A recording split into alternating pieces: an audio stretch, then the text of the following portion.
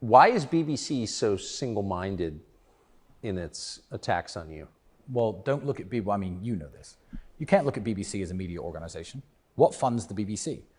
The TV licensing fee, the UK taxpayer. It is the government's propaganda branch. When there are big riots in London, the BBC doesn't cover them until 3 days later. They don't want to inspire people to go down to London and protest. It's not a news organization any more than it is a government-funded agency for telling the British people what to believe and what to think. So the fact that the British politicians don't like Andrew means the BBC, by nature, by instruction, have to hate him. A journalist who likes Andrew would not be allowed to come here if he worked for the BBC and ask fair questions. Questions like, you haven't been convicted of anything, why did you spend so much time in jail? That would be a very normal question to ask him. They're not allowed to. They are the government's propaganda arm in the way that the North Korean television station is the arm of the North Korean propaganda arm. It's funded by the government, it's run by the government, it purports the government's ideas, no matter what they are, and Andrew Tate is a danger to society for some reason. So that's why the BBC hates him, because the government hates him. What else is the BBC? Do independent journalists hate Andrew? Almost none that I've met. So... When you say that even some of your supporters have questions about your webcam business, what is that? What does that mean? So I'm glad you asked that, because I'd actually like to clear this up. Andrew is a Muslim and I'm a Christian.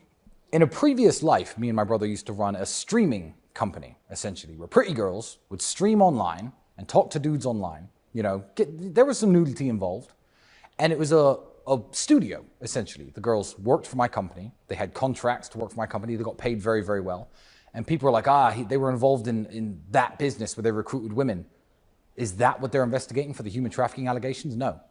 The human trafficking charges filed against me, because they called the women who used to work for me. Yeah, great boss, I made some money, my life has moved on, and they hung up the phone on the police. The charges are that in 2021, I recruited friends of mine by brainwashing them to steal their TikTok money. If the police could have found a link between anything illegal and any business I've run, from my webcam studio to any company I've ever run, they would have put it in the case file. It simply does not exist. So that's not connected at all to the charges? Not at all. The webcam studio was shut 4.5, 5 years before I allegedly started this kidnapping gang.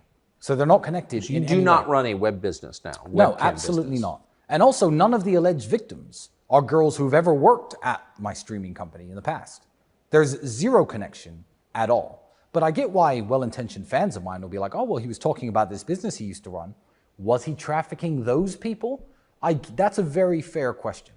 It's a very fair question. But there is no connection at all. And the case file will eventually come out. The charges and what I'm accused of will come out. Is there any money that's been made in the case file? $1 from illicit activities, even from TikTok that reached my bank account. Is that in the case file? No. So you guys don't make money from TikTok, even though? No, I mean, we have people who put ourselves on TikTok to kind of spread our own message. Do we directly or indirectly make money from promoting ourselves on TikTok? Maybe. That's not human trafficking. Did I traffic myself? Is Andrew trafficking himself? No, but we make no money from TikTok, and we make no money from anyone streaming on TikTok. And see, also, I see a lot of people who be posting receipts from messages that Andrew Tate said, like the R word thing that he did to a woman. I see people say, Andrew Tate was playing on R word with a woman and all that type of stuff. But people don't recognize that, okay, stuff that he might say or he might do as a kink, or either if he did actually do that, it would be included in the case. But a lot of people don't, you know what I'm saying? People are just sometimes stupid. Like I done heard about a lot of stuff where women have these little fantasies of being R word. And is they kink? I mean, to me, I would never do that. I would never play around with that. That shit like playing with fire. Me personally, I would never do that. Even if she asked, like, oh, can you be a little forceful? No, hell no. I would never do that. But, you know, some women like that. But me personally, I would never do that. So if a man say, oh, you do this to a woman or whatever, stuff like that, and then if she like it or whatever, that's her. That's them. But, hey, is it included in the case? No. So is it a case against his character? Then you can say that it's in court of the public opinion. You know what I'm saying? Of court of public opinion, you can say that. certainly wouldn't need, I don't know how much TikTok influencers make, but I certainly wouldn't need to brainwash people to steal amounts of money like that. You know, do they make $100 million? All right, let's get into the brainwashing business, me and you. Let's go. There's money to be made. But that's simply not the case, is it? So to believe that these charges are true, you have to understand that I'm already a father. I'm already a retired sportsman. I'm already a public figure. I'm very well known. 1 million plus followers on Instagram. The whole world knows who I am. Now's the time to risk it all and start brainwashing and kidnapping people for money from TikTok. That's what you have to believe my thought process was. And I may seem unorthodox or unconventional to people who may speak to me, but I don't think I come across as insane. And you'd have to be insane to do that. It doesn't even make any sense. You're accused of kidnapping as well? Well, when they first put me in jail, the word kidnapping was used on the news all the time. Yeah. The official charges now say coercion, so being nice to people.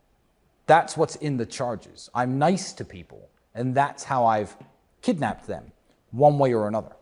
But you're not accused, and I'm speaking specifically of the accusations. You're Yes. not accused of locking someone in No. your basement or So physically holding someone captive. this house is allegedly the crime headquarters of my criminal organization. If this TV were on, if you were to walk into this room and look at my TV, I have CCTV cameras all over the house. That was the first thing the police took. And when they took it, I said, thank God. Guys, watch this and let me go. It's done. You have a year of footage, every angle of my house besides the bedrooms, the entrances, the exits, the gates in and out, everything that happens by the pool, in this living room. You find any illegal activity there, good, yeah, lock me up. But the fact that nothing that they could put in the case file contains 0 of my CCTV images. 0, not one. So they took that, watched the whole year of my life and said, this isn't relevant, and threw it out. But the fact that that's absent of any crime, if I had a friend who sniffed cocaine on this table, that would be in the case file. If a girl tried to leave once during a heated argument and I'd closed the door and done this on camera, that would be in the case file. And you're sure there's no footage from within inside your house? The police have it all. I have it all backed up. I might just release it to the whole world, but then people will know too much of my business. But I could release the footage. It'll be the world's most boring TV show. It's people sitting around here, talking, smoking cigars, having fun, watching TV, watching movies. They saw all of this. That CCTV evidence, whether they send me to jail or not, exonerates me. Imagine you're a criminal running a drug smuggling ring, for example. The last thing you do, one, is put cameras that record every move you make everywhere to record your criminal activity. But two, if you were guilty of drug smuggling, or whatever they accuse you of, or innocent of drug smuggling, that camera footage would either condemn you or exonerate you. And that's not included in my case file. A whole year of CCTV from every single angle. I'll show you the cameras afterwards. Amazing. You'll laugh.